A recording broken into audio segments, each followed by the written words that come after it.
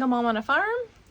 I've been getting a lot of requests for a video about budgeting and living on a small amount of income.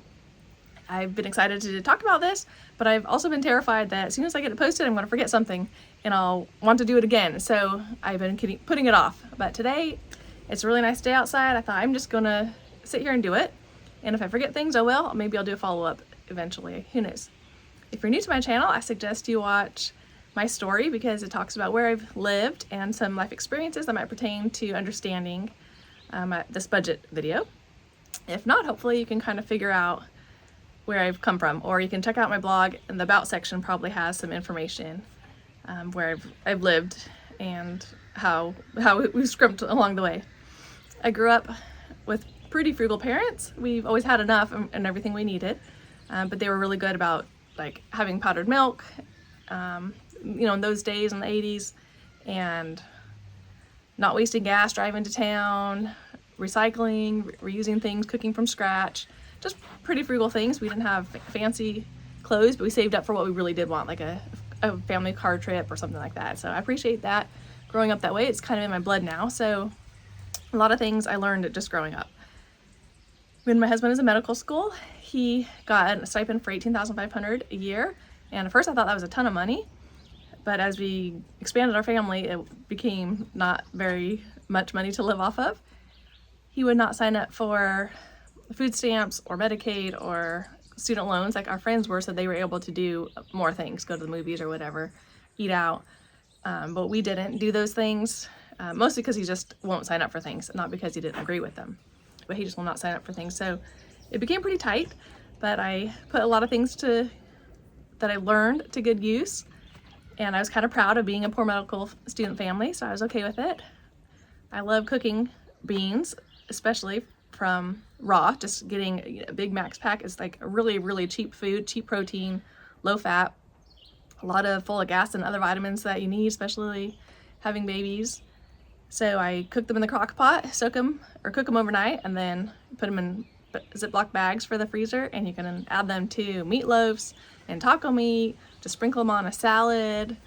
You can smash them into and add some oats for like a hamburger patty and put it on a bun or some homemade bread or some crackers. So many things. So that's kind of one trick is using a lot of beans, like the dried beans, not the canned ones, because the canned ones are pretty expensive. I had kept a notebook full of things like that, how much each recipe would cost me, and then I could do those ones, you know, the cheaper ones, and really trying to get the most nutrition for your buck, because obviously you might be able to buy, like, white bread is going to be cheaper than this grain bread. Sorry about the breeze, but it feels really good. Hope it's not too loud. And so you don't want to get the white bread, because I found that, especially now that my kids are older, my teenager could eat 3 or 4, maybe even 5 grilled cheese sandwiches made out of white bread. And whereas they could just eat 1 or 2 out of the thick, good, we like the Dave's Killer bread, but any hearty bread that has like 5-7 grams of fiber in it, it's gonna be more nutritious and more filling. So it does make sense to buy the more expensive bread, because it will last longer and give you the nutrition and energy to get things done during the day. And the white bread is just gonna make you feel gross. And it's not gonna last very long, because you'll eat the whole bag in one sitting. I'm trying to think for some other things, at least that I had learned when we were in medical school.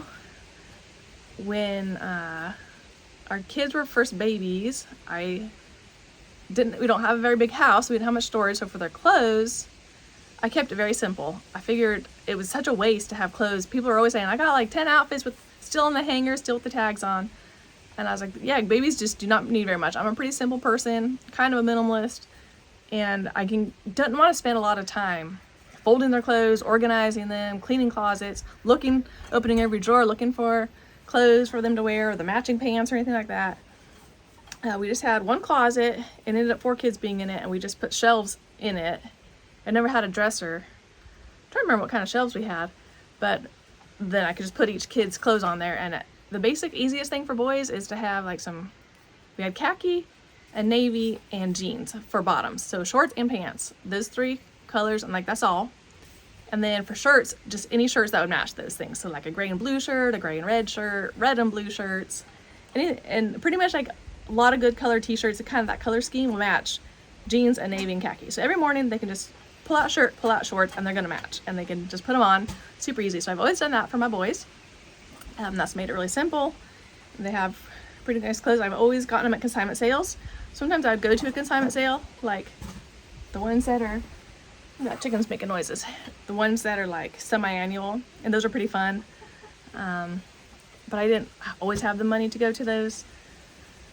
A lot of times I did like the Once Upon a Child and the Kid to Kids. I love those kinds of stores.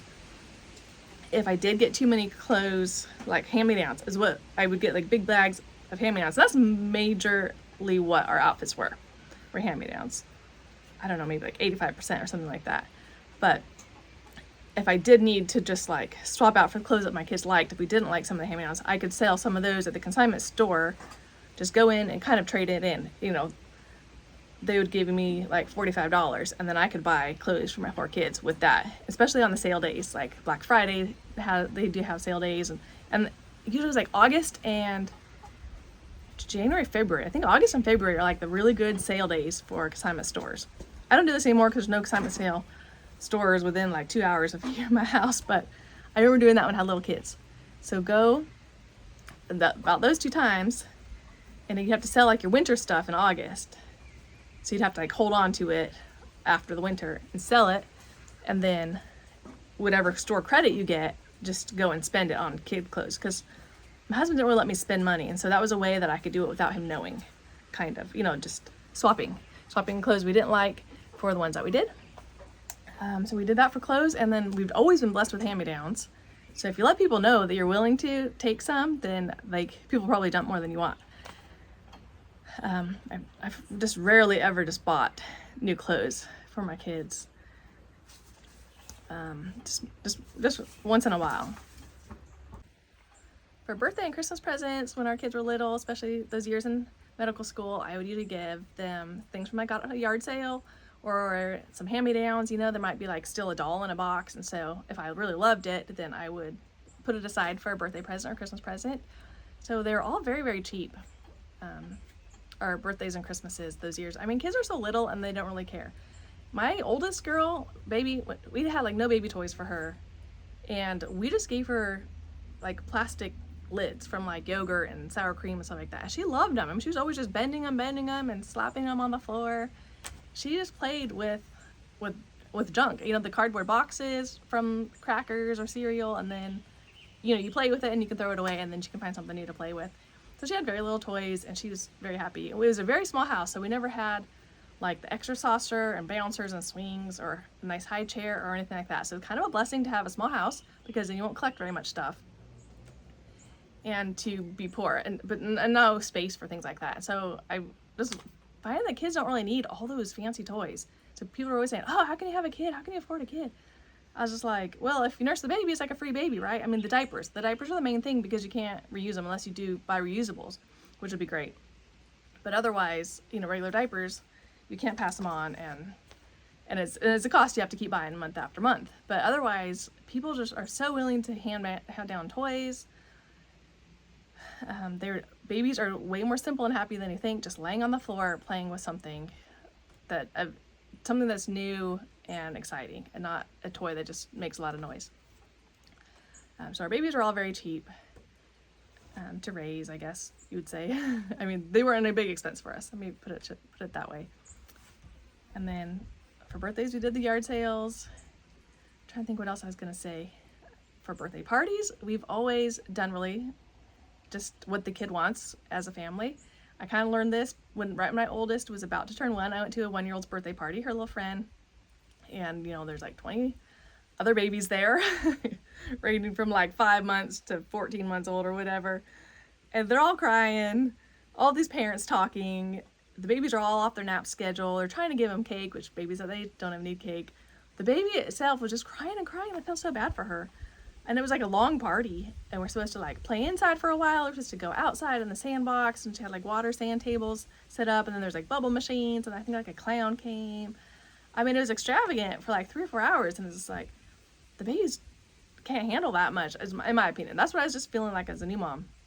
And so I was like, what would my baby want? The next month is her birthday. I was like, what would she really like? What would make her happy? maybe the bubbles, like maybe I just sat down and played with her, because so many times I'm like sitting her down, washing the dishes, sitting her down, you know, doing what I can, folding the clothes and stuff like that. So I just did what I thought she would do. Like, I just focused my time on her that day. Like, took her for a walk and pointed out things that she loved, and just zeroed in on her and gave her full attention. Maybe blew some bubbles. I can't really remember. I just remember thinking, no parties for babies or kids when they're gonna cry and fuss about things. And it kind of carried over. I could see as we went to 2 and 3 and 4-year-old birthday parties, it was the same way. The kids were just crying about not getting that plate or that cup, or not wanting this or that, or their friend took that toy. I was like, I don't think the birthday child's having any fun. And maybe I just needed that lesson. I'm not judging anybody who does that. Maybe I just needed that lesson, so I felt better about not providing those things for my kids, because I couldn't afford any of that. So I've always just been really simple, and we just say, what would you like? They can pick out their meals, their breakfast, lunch, and dinner. They can pick out what they do. So Talia's birthday was Saturday, and she had this cute list. It was like, I don't have it with me, but she did. Just had like this whole paper list of everything she was going to do from exactly which time. And we played Racco as a family. We played Telestrations as a family, and Doctor. She just had, you know, some board games and some card games. Then we were supposed to. She wanted to play dress up. She picked out our food. We had tacos for dinner. She picked out her cake and made it, and which color frosting. Like, she loved that, and it was nothing special. We just didn't spend any money on it, really. Her presents was a dress-up outfit that I'd gotten for free, and she's just thrilled with it. Her sister crocheted her stuffed horse, because she likes horses, so she's just tickled with that. I mean, she's been playing with it all day. I really just believe in giving them that love and attention, and seeing what will make them happy. Most of the time we've gone to parks. My kids do like to go to the park on their birthday, or a duck pond. Before we moved here, I'm thinking of the older kids growing up, just going for family walks, me and the kids, and maybe bringing home some sticks or something. Just following their interest all day. What do you want to do with your day? And following them and doing that, instead of planning the pizza party with friends, the ice skating rink, maybe when they're older and that's something that they really want and make them happy, that's fine. But don't feel pressured to have the bouncy houses and all this stuff in a big family party, friend party, neighborhood party. You know, they might enjoy that, but they might just get really overwhelmed, and it's a whole bunch of money and a lot of chaos. I think kids really like the calmness and the quiet of spending time with their family and feeling really loved. Okay, I probably talked too long on birthdays. Christmas, usually just do 1 or 2 presents that maybe they've been wanting. A lot of times when my kids were young, then I would get them at a yard sale in the summer and save them for Christmas. Or if it was a hot item, I remember I really wanted to get the Brio train tracks one Christmas, and they were expensive, like all over eBay. The sets were super expensive, and everyone's bidding on them. This was probably 2003 or 4, I think. And so the next year, so I didn't get them it. I probably didn't. I think I just gave them yard sale gifts that year, like 1 or 2 things, just some simple puzzles that they can enjoy for a long time and not be overwhelmed with gift. And then the next August, I was just like on top of things, and I was watching the prices of Brio, and nobody was buying them in August, and so I was able to get a really good used set, a big box of it, and I just had it shipped straight to my mom's house. We were going to Christmas to her house, and so I didn't have to bring it on the airplane or anything, and we still have that set. It's been awesome. I think we've been added to it when other friends give us their used sets. So I really like things like that, like the Brio train track sets and Legos. Classic. I got big buckets full at yard sales. This is way back in the early 2000s that were really cheap, so we still have those. I have a good set of blocks that I got. Don't be afraid to return things that you don't like, that if friends or even grandparents give you something, and I hate saying that because it might offend them, but if it's not something you want your kids to have, or if the money can be better used in a different way, then I did return it and was able to buy something that they really liked or needed. And I tried to give them things that they needed. A lot of times we gave them like pajamas or sleepers for the winter, and then on their birthdays, get them a swimsuit or some clothes or some sand buckets or toys that they needed for the summer. So that was all in the early 2000s when I was just first having our first 4 or 5 kids. Then, for when my husband did have a good job for a few years, he had one for 3 years, then it was so nice to finally have some money. He made about $97,000. We were able to pay off some debt that we'd had through residency. I was able to purchase a few big things, which is great. And so I always liked something I learned in college was buy once and buy well. And so we bought one nice riding lawnmower instead of just getting yard sale ones that kept breaking down, and one nice bread mixer that had really good recommendations that lasted for big families, like 30 years. And I still have that, so that's great. Got a set of bunk beds because we had 8 and 9-year-olds still sleeping in toddler beds from yard sales that were falling down. And bought a daughter a flute. I think that was the main purchases that we got, and we still have all those nice things. So it just felt great to finally be able to buy something new. But we did the research and we loved it, and it's a very special purchase to us. So I recommend if you do get money, just to use that, to do it wisely, and to try buy once and buy well. Now that we're divorced and I'm providing entirely for our family, things have been super duper tight the past 2 years as I've been trying out different jobs in town and figuring out how I'm going to support the family. So I just kind of made a goal of not buying anything. We just can't afford it. So we have both of our parents helping with the mortgage. So that's helpful while I'm getting the business up and going, and I'm hopefully it'll provide for us just fine, within a year or two. But anyway, so I tried to just buy nothing. I wanted just to see. I started one January. I was like, I'm just gonna see how long I can buy nothing. And it was amazing that we started running out of toilet paper in February. Then a box showed up at our door, just a box of toilet paper. I was like, somebody knew that we needed toilet paper. So we had toilet paper, and then laundry detergent was running out. A box of laundry detergent showed up at our door.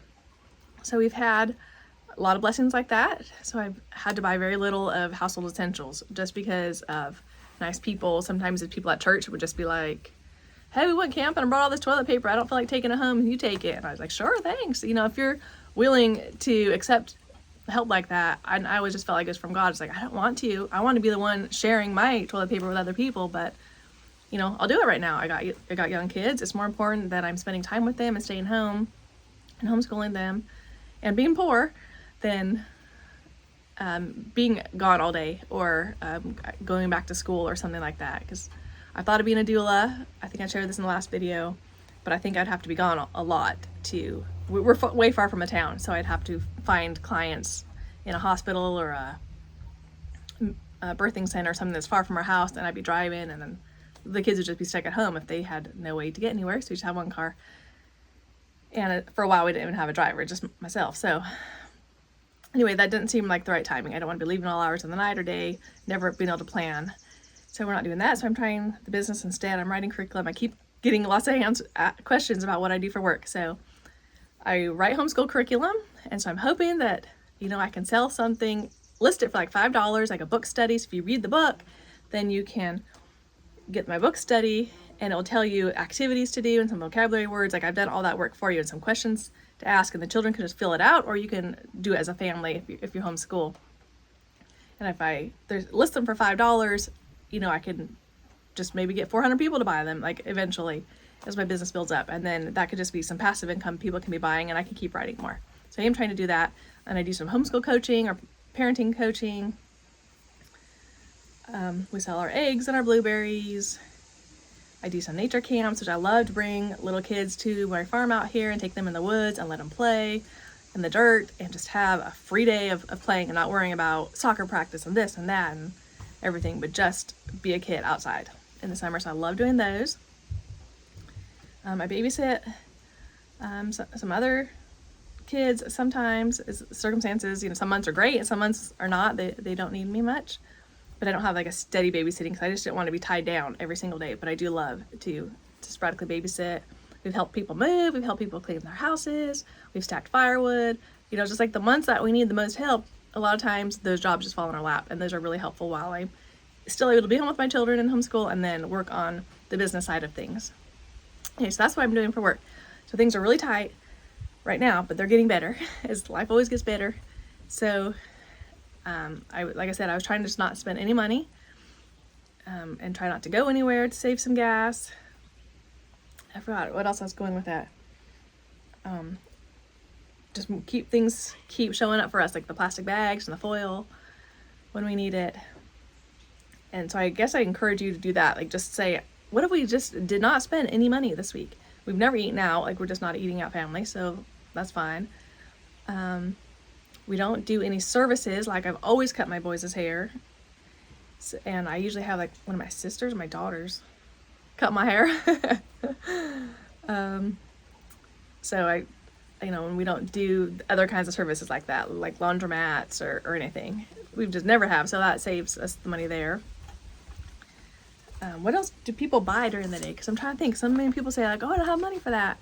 But then I feel like they're always at some place, like in town, like a bowling alley and the drive-through and the movies and things like that. It's like we just cut out everything. We just do not spend any money. And if I do run out of like toothpaste or shampoo or something like that, right now we got a good stock though, so guys, don't worry. People have given us a lot. Then when you shop at Walmart, especially like online, we'll order Walmart groceries, so we do have food stamps, so we have plenty of food.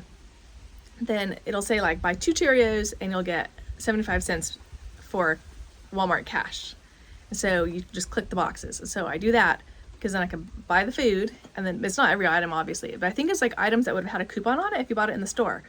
And so instead of saying $1 off the Cheerios, they say $1 or 75 cents or whatever, $1 off for a Walmart cash. So they just put like a Walmart cash account and then you have that money.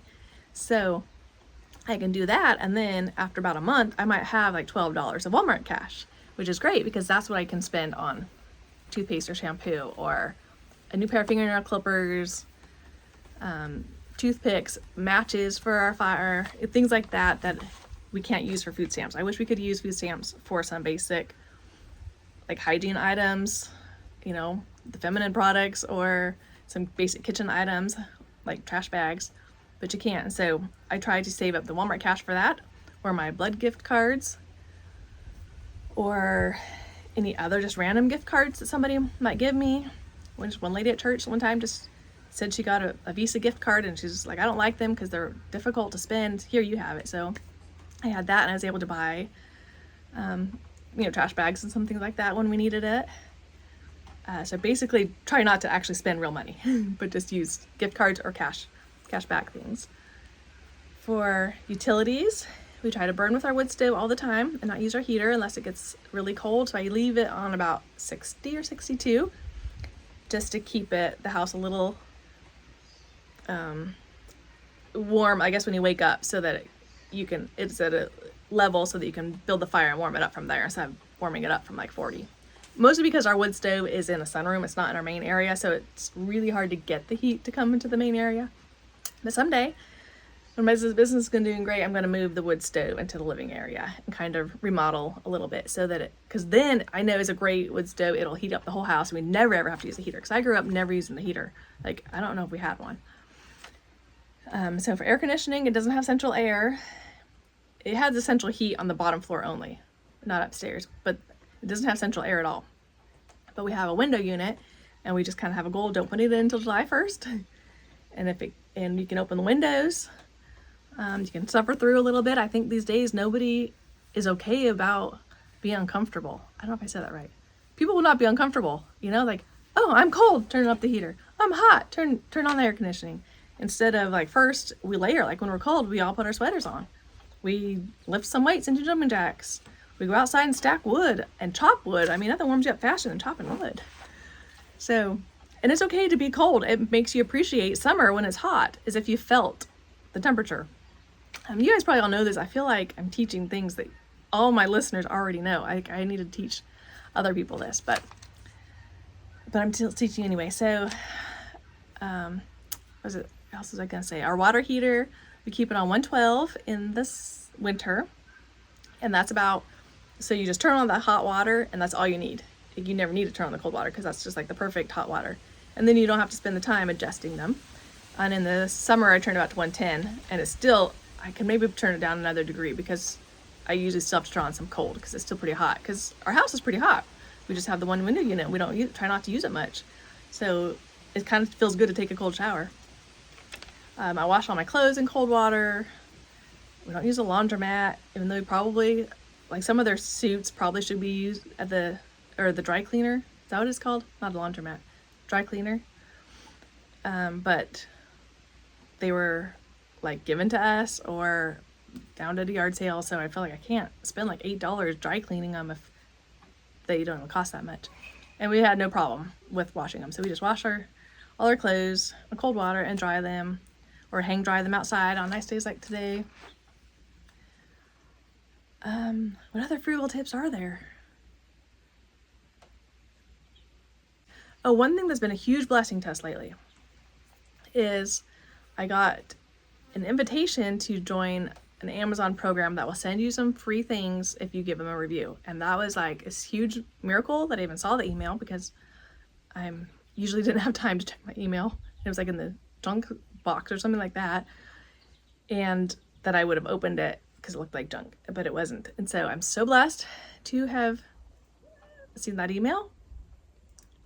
And that's been a huge blessing for us. So they have a list of things. You can search light bulbs. Sometimes there's none, and sometimes there is. And so I'm like, great, this is a way that we can get light bulbs so that I don't have to buy them at the store. So there's a few things like that. We've gotten a few cute dresses there. Got that beach umbrella that showed them. Sometimes you're not sure if you even want it. So, and I do have to pay taxes on it when I file taxes. But that's okay. It's worth it for the things that we need. We haven't got like batteries or toilet paper or anything, but there were some other good things. We got some new doorknobs to update our house. We've gotten a few light fixtures that are nice, and you just have to review them. And some Christmas presents have been really great. Sometimes we'll have like a pocket knife that a kid wants, or piano music. No, they haven't had piano music. My kids always want piano music. Like there's some things that they're not gonna have, like the specific piano music that you want. Trying to think what it was that they wanted that was on there like that. Like toiletry bags for traveling for my kids who do a lot of traveling. You can find things like that. Swimsuit cover-ups. Anyway, so it's been a huge blessing for us. So we've been able to do that for some things, so we don't have to spend any money this year. So that's been great. Anything else that I'm forgetting? It's hard. So I'm with you when it's just hard to like never spend money when something does break, or you need batteries for a flashlight and there aren't any. And you don't want to spend any more money. So I have to just sort of be creative sometimes. I'm like, hopefully they either show up on my doorstep sometimes, or I can get a gift card for it, or I can find something really on sale. Or you just have to do without. And that's always okay to do too, is do without. And it's good for kids to do that. I feel like the kids don't even know we're poor. I mean, they only know we're poor is when I have a breakdown about it. It's like when I'm just like, guys, I need to work because we're never gonna have money. Yeah, and I try not to do that very often because it doesn't help anything. But when they sense that I'm stressed about it, like when something does break, I'm like, great, we can't afford that. Like we had a window break. And I'll do this on my miracles video also. So we were up at the top of the driveway with our van, and we had rakes and weed eaters and all these tools in the back of our van. And there's like rakes leaning against the side of the van, and someone pushed the button and the back of the van closed, and the rake fell in and it popped the windshield, and it just broke all over the ground. And of course I cry. I'm just like, seriously, we cannot have something like this. It's not something you can buy on the Amazon program. It's not something I have any money for. And I just cried about it, and all of a sudden, but I just felt a sense of peace. Like, it's gonna be okay. It'll all work out. Just stay calm and tell the kids it's a good opportunity to experience faith, to show some faith. The Heavenly Father will provide for us. And so we finished all of our chores and everything and put the stuff in and drove it home. I'm like, well, we can't drive it anywhere else. So we stayed home the next day. And, oh no, we didn't. We had a little car that's been in the shop for a really long time. So I feel like we've only had one car lately. This car was given to us, this other little car, but it's a 2003, so it's in the shop, which is another miracle story. So anyway, we did have this little car, and so I went to church that Sunday, and somebody gave me $100 in an envelope, and then somebody else gave me $150 in an envelope, and both of them said, "This isn't from me, someone told me to give this to you." And nobody knew about a broken window because we were at church. It had just happened the night before. And I was like, wow, someone just gave me $250, 2 people. And I'm still upset about the window, still thinking it's like $600-800. I'm Googling spots, and that's how much they were costing. I call a local place, and I asked her how much a van window would cost, and she said $250. I was just like, are you kidding? $250. And that's exactly how much was in both envelopes. And so it was a huge miracle. And I was like, how long will it take? And she's like, you know, a few hours, bring it down. And so we were able to drive it down there and then walk to a doctor's appointment, because we just happened to have like some well child's appointments that day. We walked to them and then come back, and the van was done. I mean, we were gone for a while, but the van was done, and it was beautiful back window. Gave her the $250. And so God does provide for us. But I won't say that it's not stressful or hard when things like that break and you don't think you can afford it. And when you just feel like wanting to spend your own money to fix things up, or buy your kids clothes or matching outfits or something like that. So that's what some of my goals are, to earn my own money so that I like to buy them clothes that we like instead of always getting hand-me-downs. Just, you know, a few things every once in a while. But if you are in a tight situation like I am, I know you can do it. I know you can pull through and things work out for you. Think about any other meal ideas, but I'll probably do a separate meal video. So hopefully this gave you enough and plenty of things to chew on. Like I said, I know I'll be thinking of a ton more things later. So I'll put it off for now and stop talking. And so thanks so much for watching. Bye-bye.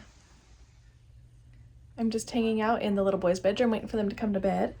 And I was thinking about the video. I always have a PS, but I was thinking it's kind of ironic that last year I made about $7,000, and then including what was given to me by parents and church and some anonymous people, it came to probably close to $18,000, which is kind of back where we started in medical school 20 years ago. So it's kind of ironic.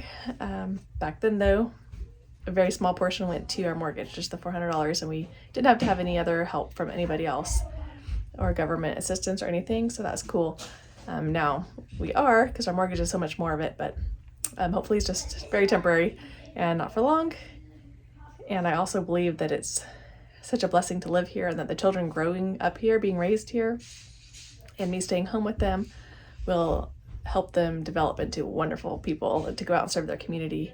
I already have my oldest 3 have been to foreign countries and states, other states, and serving people who are in floods, people who are poor, poverty-stricken, or other needs in the community. And so I'm just so proud of them. So I'm hoping that these other ones also will, so that the sacrifice is worth it for me to be poor right now. But I know it's not for very long. Everything's always getting better. Anyway, that was kind of a funny little tidbit I thought of it.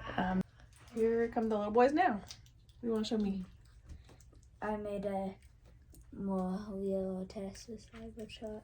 It's made after this. He has a real Tesla Cybertruck from Matchbox or Hot Wheels? Hot Wheels. And so he made one out of paper to match. Super cool.